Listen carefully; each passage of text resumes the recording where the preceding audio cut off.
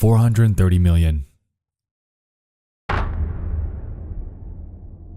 The amount of monthly active Reddit users worldwide as of December of 2019. A figure of this magnitude has effectively cemented the site as one of the most widely used of all time, and with that comes an incomprehensible melting pot of post topics spanning nearly anything you could think of. As with anything, however, there is a dark side. The shrouded corner of the websites harboring the strangest mysteries, stories, and true crime cases. It's safe to say that I've sunk an embarrassing amount of my life reading threads in this category. But hey, I guess that just happens when you're fascinated by something. What can you do? Welcome back to Chronicles of Reddit, an anthology series dedicated to diving into the less disturbing and more odd part of Reddit that you might overlook in your day-to-day reading. This is Volume 2, so if you missed the pilot episode, be sure to check that out when you're finished with this one. Without further ado, get comfy, because tonight, we're taking a dive into 3 more bizarre discoveries that have weirded me out. From Reddit.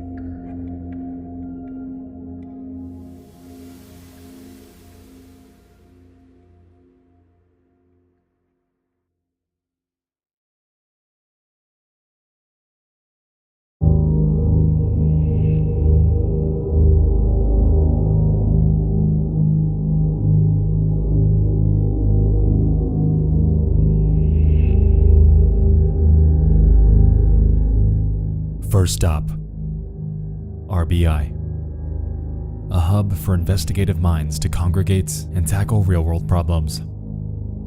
On July 31st of 2020, a Redditor by the name of SoothBB would reach out to the community in a plea for help in finding their coworker. Their post reads the following. On Wednesday, July 22nd, a coworker of mine abruptly up and left work before the end of his shift and hasn't been seen since. 1 week later, a text message is received from him containing only these 3 photos. Does anybody recognize the location shown in these photos? I work at a lab that makes prescription eyeglasses in Northern Ohio. Last week, Wednesday, about 6 hours into our 10-hour shift, a coworker of mine got up from his station in a hurry, left his bag of personal belongings at his desk, and walked out the door and didn't return. No one's seen him since. Some of my other coworkers thought he was just sick of the long hours and decided to quit, but that doesn't make sense why he'd leave behind his personal belongings and not say anything. We tried calling him that same night, but his phone would just ring until it went to voicemail, and by the next morning his phone was turned off. My boss said he got a hold of his mom and that she hasn't seen or heard from him, but didn't seem too concerned as she said he had a history of living somewhat of a nomadic lifestyle in his past. She thinks he may have relapsed and owed someone money or just ran off with some girl. Apparently they aren't very close and don't have the best relationship. I know he had a history of drug abuse, but from everything I've gathered in the 2 years that I've worked with him, he cleaned his life up after an arrest in 2014 or 2015 for drug possession and had been clean since. He always acted normal around me and seemed to be living a productive life.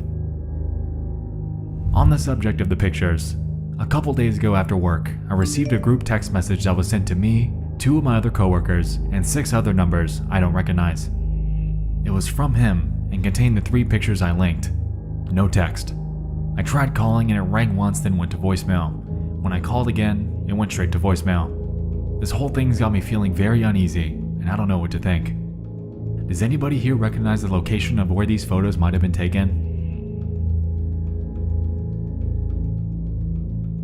As stated, below this was a link to an Imgur album containing the photos, which are as follows.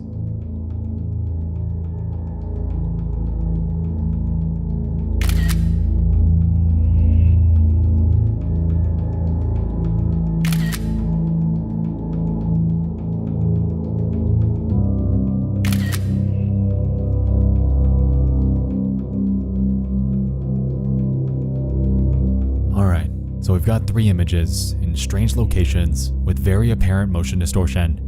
It appears that whoever was taking them must have been trying to shoot him on the fly, and very likely could have been attempting to be discreet about it. Camera flash aside. Now, I know the first thing that probably comes to mind here is the potential of EXIF data being embedded within these photos, and considering the fact that it provides critical information, including the GPS location, Extracting this from the image and tracking his friend down should be pretty easy peasy, right? Wrong. Unfortunately, a few others have noticed this and suggested looking into it. However, the OP's attempts at doing so didn't bring up anything usable. On top of this, not only were the images that were uploaded to the album on Imgur not the original photos from the camera that shot them, but the websites and potentially the messaging app they both used more than likely stripped the EXIF data from the files, effectively rendering this angle of attack to be useless. A couple hours after this thread was made, a Redditor named Zepazuzu would inquire on if the police were notified, to which Sooth responded, saying, "That's what my boss contacted his mom about. She said she was gonna give it some time before doing anything like that because she's absolutely convinced he's fine and just left on his own accord. Her lack of concern is kinda mind-blowing, to be honest. If my kid up and left leaving behind a bag of personal possessions, I'd contact the police ASAP. We talked about calling the police ourselves, but my boss ultimately said it wasn't our place since we aren't kin, and that should be left to his family."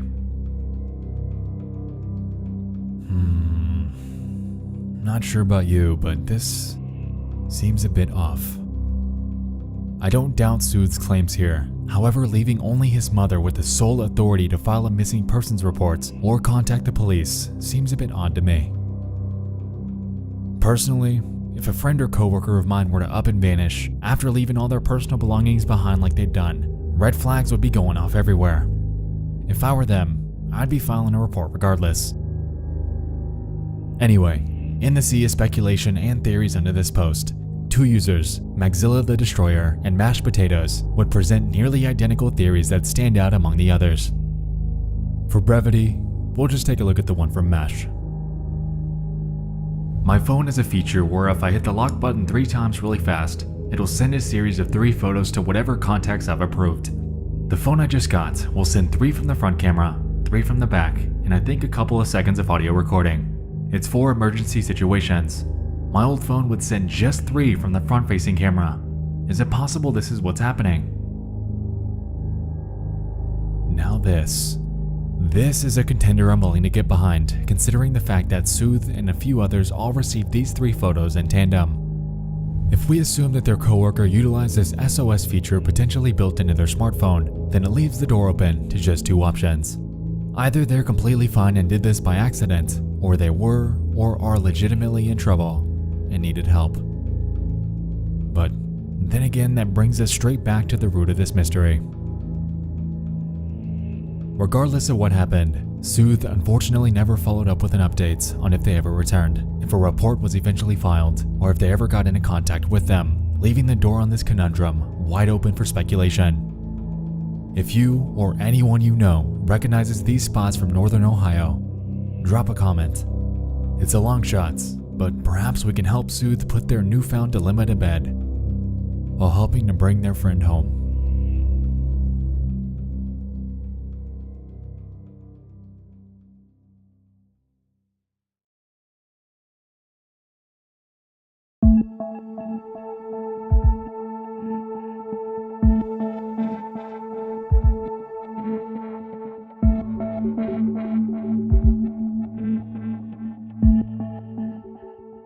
Stop 2.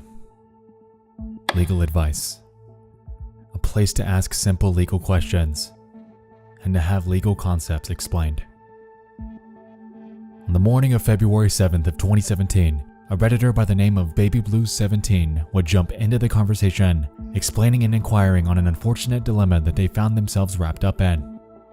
Their post is titled, "I'm pregnant being investigated by DCS," and reads the following. Hello. I'm 29 years old, happily married. My husband and I are college educated, have respectable, stable jobs, and own a home in a nice neighborhood. We're basically as prepared as anyone can be to start a family. I'm almost 9 months pregnant with our first child. The problem is that 11 years ago, when my husband was a freshman in college, he was arrested for possession of marijuana. It was a large enough amount that he was charged with a Class D felony, but not intent to deal. He pled guilty and did his time in probation without a problem, passing every drug test along the way. He has not touched marijuana since, and we rarely even drink. I have no criminal record and have never done drugs myself. It was a stupid mistake he made as a foolish 18-year-old, and he's worked hard to put it behind him. Someone has apparently contacted child services in our area and informed them that we are drug users. This accusation is being taken very seriously because of my husband's record. We've been as cooperative as could be with our caseworker. We've been interviewed, our home has been examined, and she found nothing remotely suspicious or incriminating. We have both taken a drug test and passed. Our caseworker says that everything looks fine so far. Unfortunately, she also says that there's still a possibility that our child could be taken from us in the labor and delivery ward and that we won't be allowed to take her home. I was devastated and horrified to hear that. When I asked why, she said it was not up to her and we'll have to wait and see, which made absolutely no sense. What gives? I feel like there's something that she isn't telling me, but I have no experience with DCS and I'm not aware of anything we could have possibly done wrong. I know they'll have to test my daughter for drugs once she's born, but she hasn't been exposed to drugs. Nothing more than prenatal vitamins, not even Tylenol, and I already proved that by passing a drug test. I'm scared and confused. Do I need a lawyer? I'd anticipated spending our savings on our new daughter and parental leave, but I'll use that money for a lawyer if I have to. Thanks for reading, and thanks in advance for your help. Clearly, the actions taken so far by the caseworker are cause for alarm. Receiving news that you're being investigated and might not be able to keep your newborn child would instill anyone with a feeling of overwhelming anxiety. Thankfully, commenters were quick to jump in, offering various tidbits of advice and insight on how she can get this handled. Get a family law attorney on retainer. Maybe contact the local ACLU chapter. This reaction is pretty extreme, and the fact that someone tipped them when you're obviously not using is pretty malicious. Another Redditor named Sudsworthy floated the possibility that the caseworker is potentially complicit in working with the one who made the report. Others, however, had their reservations on the validity of this entire investigation. Indiana DCS does not get involved with pregnancies. Please make sure the person you're talking to is actually DCS, or don't let them in your home anymore.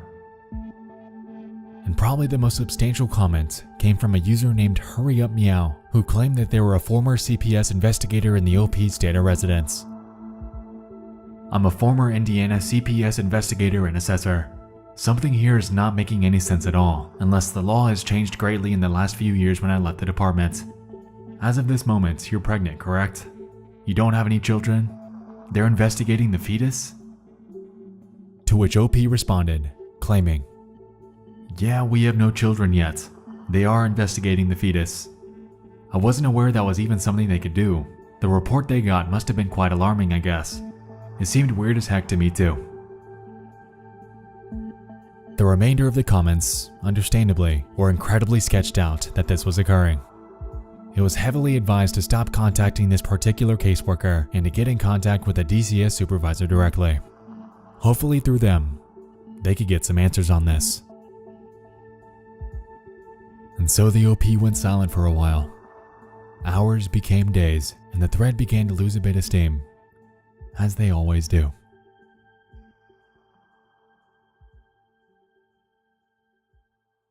Hopefully things were okay.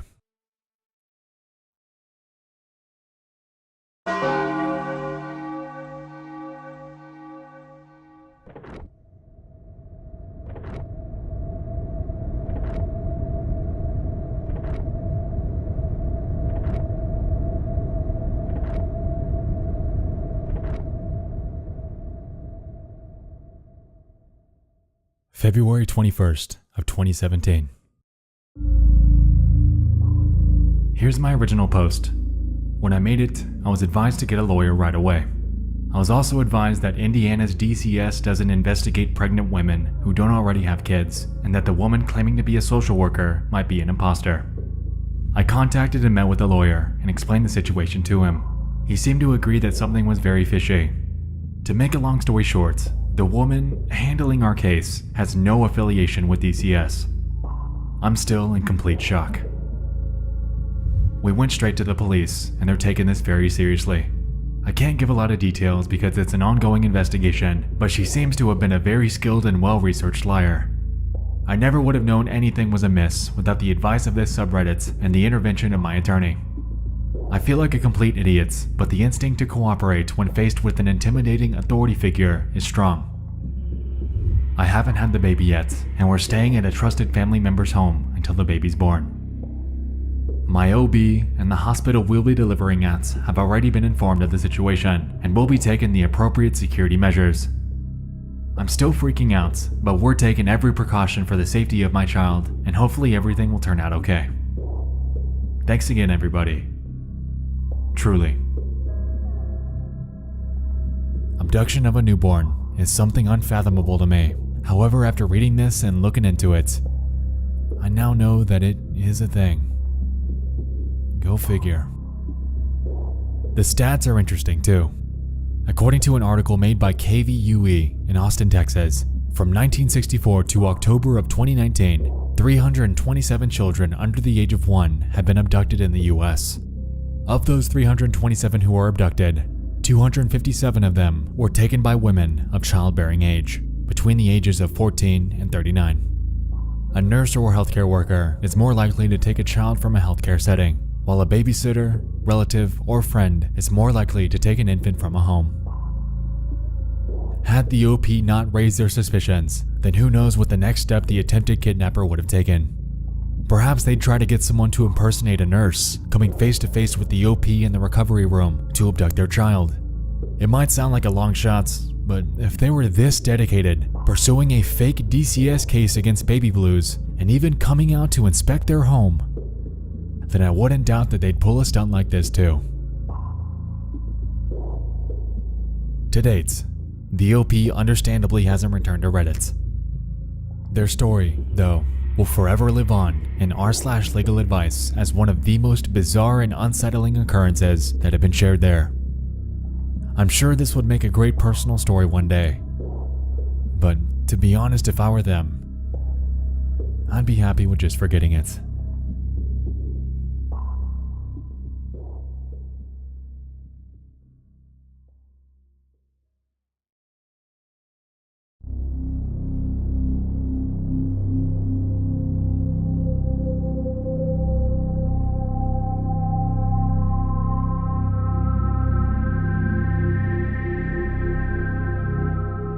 Our final stop, r/relationships, the place you go for advice in, well, your relationships. On Monday, May 23rd of 2016, a Redditor by the name of Losing My Mind 5 would share a story about what they believed to be their husband spying on them when he isn't home. Considering the post received upwards of 6,000 likes and nearly 1.5 thousand comments in just 5 months, it's safe to assume that their story shook some people up. It's deleted now, however thankfully archives exist to remedy situations like this. And it read the following. My husband Henry and I have been married for almost 2 years, together for 5. We have a pretty normal relationship and have always felt that we share a mutual trust in each other. We've never broken up, and I can't think of one situation where he'd feel that I'm not trustworthy. I feel like I'm going crazy over this. Henry's career usually requires him to travel rarely, but this year is an exception. His company's in the middle of a reorganization, and he's been traveling to do training seminars about once a month. His trips are usually Monday to Sunday. I've confirmed these trips, and yes, they are legitimate. I'd say that we've been handling it well, but the past few months, my husband's been doing weird things that have caused me to believe that he's spying on me or showing controlling tendencies. The first incident was at the end of March when my husband came home and asked me how my friend was doing with the death of her dog. At first, I said she was sad, but doing okay. About a minute later, I asked how he knew that, and he said social media. The only reason I asked was because I had a phone call in the living room with my friend when the dog died. Not only that, but my friend had deactivated her page before the dog died, so it wouldn't have been on there. I'm the only mutual friend he had with her, so I don't think that he'd see anything that she was tagged in. I asked him if he's watching me, as a joke, and he said, "Seriously? Why would you think that?" I explained it, and he said no, it was on social media. I just assumed his defensiveness was because he had jet lag. The second incident was in April when I went out with my friends during the weekend. That Saturday night, I texted him that I would let him know when I'm home, and it should be around 12:30 a.m. I got home earlier at about 11 p.m. and fiddled around the kitchen for probably 20 minutes. I'll admit, I forgot to text him. I got a text at about 11:20 that said, "You're home?" I told him yes, that I was straightening the kitchen, then going to bed. I asked how he knew, and he said he just figured you would be already. He told me goodnight, and I went to bed. Normally, I wouldn't think anything of this, but this latest incident has me looking back on the past few months. Henry got home early from this month's trip on Friday. I was super excited because he doesn't have a trip until September. When he got home, he asked what I did all week. I explained all of my activities when he said, "Did you have any friends over?" I said no, and he said, "Oh, really?" I said yes, and then at that point I was really confused because I truly didn't have any friends over. He just huffed and stormed off. Again, I just assumed he was tired. I went to the bedroom and asked if he was okay, and he said that he was. Later that night, we were talking about my week, and I mentioned my brother dropped off some photo albums of my dad, who passed away, and that I wanted to show him some. Henry said, "Oh, your brother was here. Okay," and then mumbled, "That makes sense," as he walked away. I have really good hearing, and I don't think he thought I'd hear it. If he had a camera, is it possible he could have heard a male voice and assumed that it was another male friend? My brother didn't come in the house, but we talked on the front porch with the front door open. I feel crazy just typing this. Sunday, because he was at his mom's, I decided to try and look around. I didn't want to be too obvious, so I kind of just nonchalantly walked around looking at things, accidentally knocking things over, and looking at them when I picked them up, etc. I'm sure it was obvious because I got a call from him asking what I was doing. I told him just hanging out, and he said doing what? I told him I was watching TV. I did have the TV on.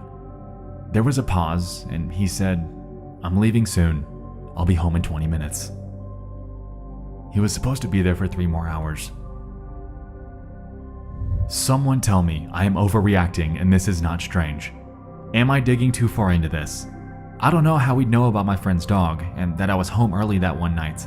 There's gotta be something going on, right? He's never acted like this before February. It's weird. I get home after him during the week, so I don't get too much time alone, aside from showers, bathroom visits, etc. Help?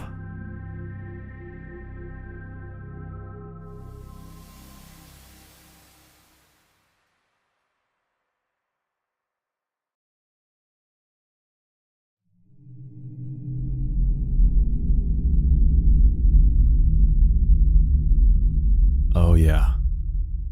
I can see why this story gained so much steam.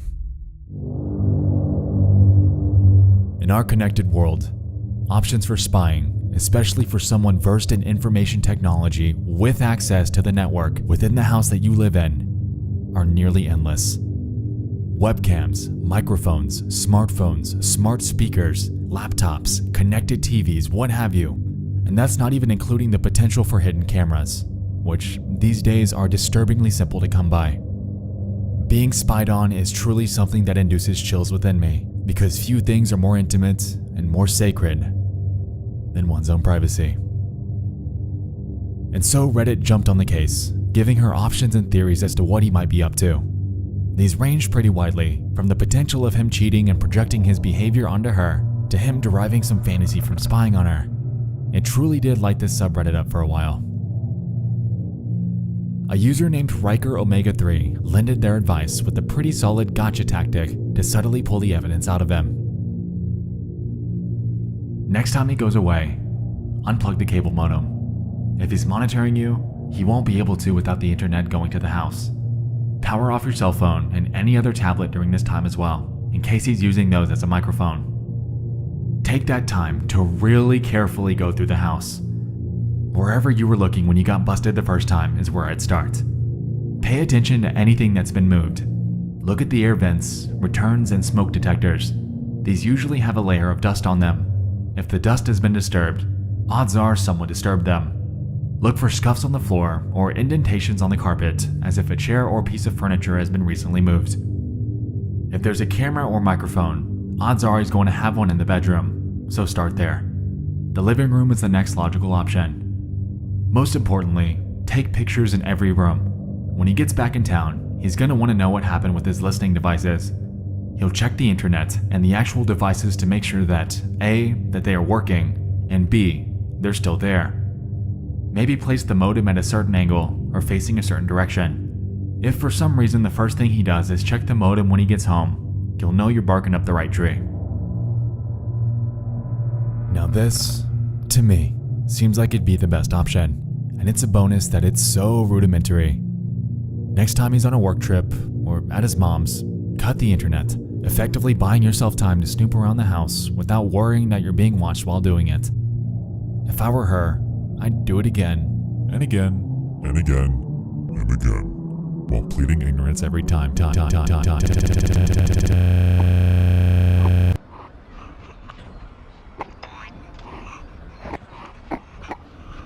Considering the fact that spousal spying is illegal in the US thanks to the Electronic Communications Privacy Act, she'd be able to build a pretty substantial case against him.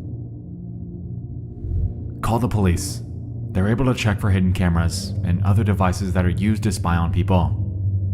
Listen, this is your husband, and I get that you love him, but if he's really spying on you while he's gone, it's beyond sick and disgusting, and it's also illegal.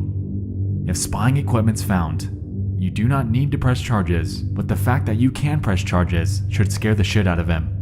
If you find stuff and still want to stay with him, I'd go to marriage counseling.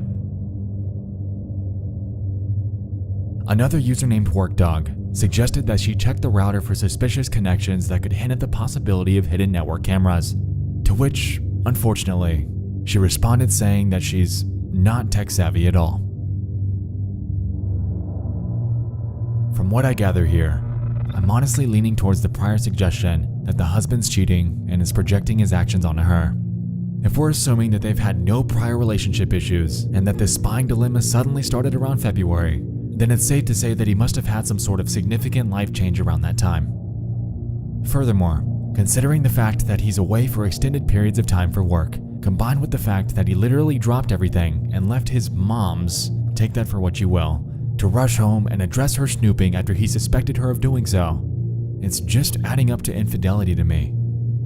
Either that, or he simply drummed up this sudden infatuation with spying to keep control over their relationship, to purposefully drop hints of the fact that he knows what she's doing, and to prevent her from cheating on him in the future. But then again, that brings us full circle, because why would you need to do something like this if you aren't doing it yourself? Why would you need to convince yourself that your partner isn't cheating, completely out of the blue?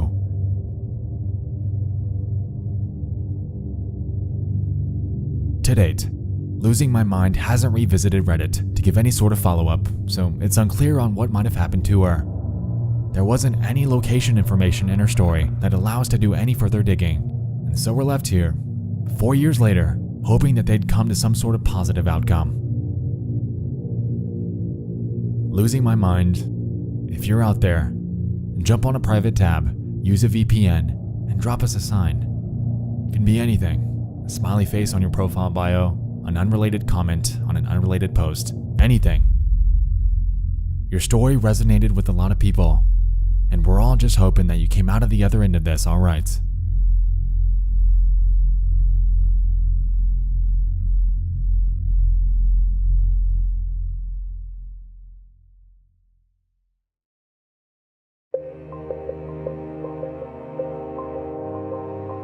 Reddit is a massive space, and with such a gargantuan size comes a plethora of strange mysteries that can truly captivate even the most lighthearted subreddits. Tonight, we dove into 3 eerie threads that have recently interested me. I hope you all enjoyed this second installment, and if you have any running theories for any of these, definitely leave them in the comments. Also, if you have any further suggestions for a future Chronicles of Reddit anthology, feel free to submit it to nightmareexpo@gmail.com with the title Chronicles of Reddit Submission. With that being said, thank you so much for watching. I'll see you in the next one. I love you all. And good night.